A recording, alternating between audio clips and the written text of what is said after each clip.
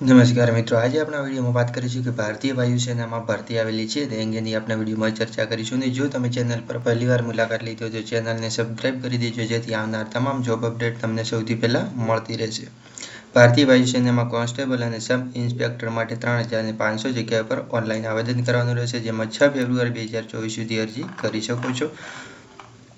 કુલ જગ્યામાં વાત કરીએ તો 3500+ જગ્યાઓ છે. શૈક્ષણિક લાયકાતમાં વાત કરીએ તો તેમાં ઉમેદવારો મધ્યવર્તી 10 અને 12 કેન્દ્રીય, રાજ્ય અને કેન્દ્ર શાસિત પ્રદેશ દ્વારા માન્ય શિક્ષણ બોર્ડ ગણિત, ભૌતિકશાસ્ત્ર અને અંગ્રેજી સાથે સમકક્ષ પરીક્ષા એકંદરે ઓછામાં ઓછા 50% અંગ્રેજીમાં 50% ગુણ સાથે પાસ કરેલી હોવી જોઈએ. ડિપ્લોમા કોર્સમાં અંગ્રેજીમાં 50% માર્ક સાથે કેન્દ્ર, રાજ્ય અને કેન્દ્ર શાસિત પ્રદેશ માન્યતા પ્રાપ્ત પોલિટેકનિક સંસ્થામાંથી એન્જિનિયરિંગ 3 વર્ષનો ડિપ્લોમા કોર્સ, જેમાં mechanical, electrical, electronics, automobile, computer science, instrument technology, information technology pass કરેલ હોવા જોઈએ, અથવા તો ઇન્ટરમીડિયેટ મેટ્રિક્યુલેશનમાં પણ ડિપ્લોમા કોર્સ અંગ્રેજી વિષય ન હોય તો બિન વ્યવસાયિક વિષયો સાથે 2 વર્ષનો અભ્યાસક્રમ પાસ કરેલો હોવો જોઈએ, જેમ કે કેન્દ્ર, રાજ્ય, કેન્દ્ર શાસિત પ્રદેશ દ્વારા માન્યતા પ્રાપ્ત શિક્ષણ બોર્ડમાંથી ભૌતિકશાસ્ત્ર અને ગણિત એકંદરે 50% ગુણ સાથે અને વ્યવસાયિક અભ્યાસક્રમમાં અંગ્રેજીમાં 50% ગુણ સાથે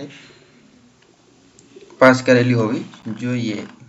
વિજ્ઞાન વિષયો સિવાય જે તમે જાહેરાતમાં વાંચી લેજો, આપણે એની વધારે ચર્ચા કરતા નથી. ઉંમર મર્યાદામાં વાત કરીએ તો 17.5 વર્ષ અને 21 વર્ષ, વધુમાં વધુ 21 અને ઓછામાં ઓછી 17.5 વર્ષ. અરજી ફીમાં વાત કરીએ તો 550+ GST ઓનલાઈન તમારે ભરવાની રહેશે. પસંદગીને કરવામાં આવશે લેખિત પરીક્ષા, જેમાં CASB, જેમાં central airman selection board test દ્વારા પ્રેક્ટિકલ દ્વારા ટેસ્ટ લેવામાં આવશે. એના પછી એડાપ્ટેબિલિટી ટેસ્ટ 1 અને ટેસ્ટ 2, દસ્તાવેજની ચકાસણી, મેડિકલ પરીક્ષા તમારે પસાર થવાનું રહેશે. એમાં મળવાપાત્ર લાભ તમે ચેક કરી લેજો. અરજી કઈ રીતના કરી શકો છો તેની ઓફિશિયલ વેબસાઇટની લિંક તમને વિડીયો નીચે આપી દઈશ, તેના પર ક્લિક કરીને સીધું તમે ફોર્મ ભરી શકો છો. તે અંગેની સંપૂર્ણ લિંક તમને વિડીયો નીચે આપી દઈશ. તો બસ મિત્રો, આ વિડીયોમાં આટલું જ. ધન્યવાદ.